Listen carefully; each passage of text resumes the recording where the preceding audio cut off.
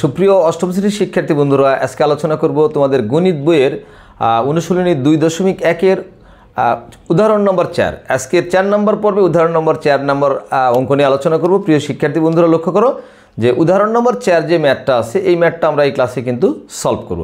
So তোমরা ক্লাসটা কিন্তু মনোযোগ সহকারে দেখবা। যে উদাহরণ নম্বর 4 দেখো, শতকরা বার্ষিক। এটা দ্বারা কি বুঝলা তোমরা বলো? শতকরা বার্ষিক কথার অর্থ হচ্ছে রেট অফ ইন্টারেস্ট। এটা হচ্ছে আর এর মান, এটা মনে রাখবা। শতকরা বার্ষিক মানে হচ্ছে rate of interest, that is আর এর মান। তাহলে শতকরা বার্ষিক 8.1 টাকা মুনাফায় কত টাকায় 6 বছরের মুনাফা 2550 টাকা হবে। এখন লক্ষ্য করো যে বার্ষিক মুনাফার হার 8%। এখন কত টাকায় মানে কত টাকা রাখলে, কত টাকা জমা রাখলে, এইটা আগে লক্ষ্য করো 6 বছরে।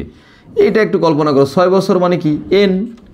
আর দেখো মুনাফা কত দেওয়া আছে, মুনাফা ইজ ইকুয়াল টু 2550। মুনাফা কি আই। তাহলে আমাদের সূত্র কিন্তু আই সমান সমান পি আর এন। তাহলে এখানে অনুপস্থিত কোনটায় একটা নেই, সেটা হচ্ছে কি তোমার, লক্ষ্য করো এই যে পি নেই, আর আছে, এন আছে, আই আছে। তাহলে আমাদের কী বের করতে হবে? পি বের করতে হবে। একদম ভেরি ইজি একটা ম্যাথ। এবং লক্ষ্য করো শতকরা বার্ষিক 8.5 টাকায়, অর্থাৎ আর এর মান কিন্তু 8.5 বা 8.5 টাকা। এবং এত টাকা মুনাফায় কত টাকায়, মানে 8.1% কথার অর্থ তো 100 টাকায় এত টাকা লাভ। তাহলে এত টাকা যদি লাভ দেওয়া হয়, তাহলে কত টাকা রাখলে 6 বছরে মুনাফা 2550 টাকা হবে। তাহলে কত টাকা বলতে এখানে সাধারণত আসল নির্ণয় করতে বলেছে, যে আসলে কত টাকা তো ব্যাংকে রাখলে সেই টাকার মুনাফা হবে 6 বছর হবে 2550 টাকা। তাহলে ব্যাংকে এমন পরিমাণ টাকা রাখতে হবে, সেটা 6 বছরে, সেইটার আবার মুনাফা হবে 2550 টাকা। এক্ষেত্রে আমার 3টা কন্ডিশান দেওয়া আছে, আমার আসলটা বের করতে হবে। সো মুনাফার অঙ্ক বুঝতে গেলে তোমাদের যে বিষয়টা বুঝতে হবে, অঙ্কের কথা বুঝতে হবে। শতকরা বার্ষিক 8.1 মানে হচ্ছে কি আর এর মান, এটা এত টাকা মুনাফায়, অর্থাৎ ব্যাংক যেখানে তুমি টাকাটা রাখবে সেখানে তোমার কিন্তু সরল মুনাফায় লাভ দিবে হচ্ছে 100 টাকায় 8.1%, অর্থাৎ 8.5 টাকা। এখন কত টাকা তুমি ব্যাংকে রাখলে 6 বছর পর সেই টাকার আবার মুনাফা হবে 2550 টাকা। আমাদের বের করতে বলছি আমাকে কত টাকা রাখতে হবে। এখন লক্ষ্য প্রিয় শিক্ষার্থী বন্ধুরা, আমরা লিখতে পারি যে দেওয়া আছে বা গিভেন, যে এখানে এই নামগুলো আমরা লিখবো। আগে দেওয়া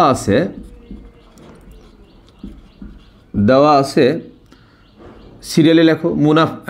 প্রথম আছে কি বার্ষিক মুনাফার হার আর ইকুয়াল টু 8.1 এইটাকে আমরা একটু ভেঙে দেই। 8×16 17 ডিভাইডেড 2%। 17কে 2 দ্বারা ভাগ করলে 8.5%, অর্থাৎ 8.5%। তাহলে ব্যাংক তোমাকে মুনাফা দিবে কত? মুনাফা দিবে কত? 8.5% হারে, অর্থাৎ 100 টাকায় 8.5 টাকা। এখন লক্ষ্য করো তো সময় কত দেওয়া আছে।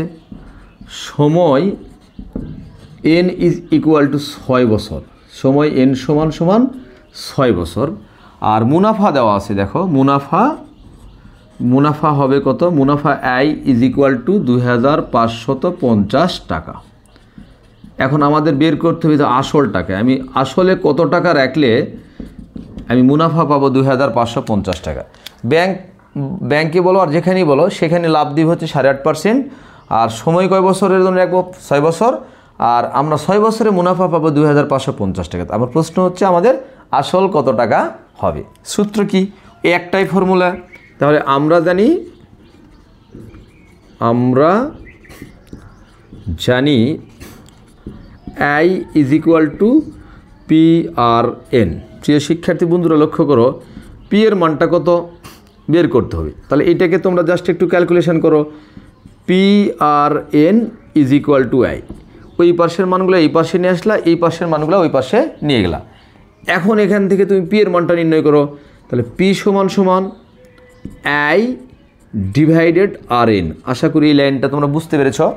যে সূত্র হচ্ছে, ফর্মুলা হচ্ছে I is equal to P R N. তাহলে পি আর এনটা এই পাশে আনলাম, এইটা ওই পাশে নিয়ে গেলাম, পি রেখে দাও, আর এনটা ভাগ হয়ে গেল। এখন মান বসে দিলে উত্তর শেষ। আয়ের মান কত? দেখো তো 2550, ওকে। আর এর মান কত? 8.5%। 8.5%-এ আমরা যখন পার্সেন্টেজটা বাদ দিব তখন অবশ্যই একটা 100 দ্বারা ভাগ হবে, গুনুন এনের মান কত? 6 বছর। এনের মানটা কত?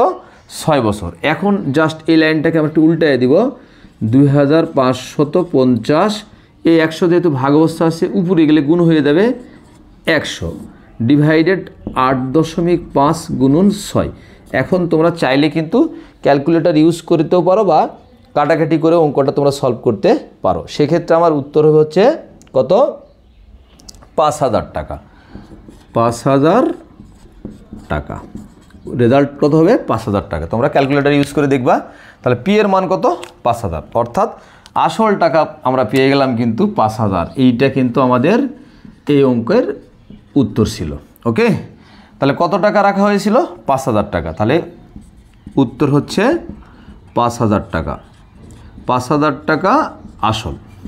এইভাবে দেখো আমরা খুব ইজিলিভাবে কিন্তু এই উদাহরণ নম্বর 4 থেকে কিন্তু আমরা আসল নির্ণয় করা শিখলাম। আশা করি এই ক্লাসের মাধ্যমে উদাহরণ নম্বর 4 তোমরা সকলেই বুঝতে পেরেছো। এবং আমার চ্যানেলের ক্লাস ভালো লাগলে অবশ্যই তোমাদের কাছে রিকোয়েস্ট থাকবে তোমরা চ্যানেলটি সাবস্ক্রাইব করে রাখবে। ধন্যবাদ সকলকে। আল্লাহ হাফেজ।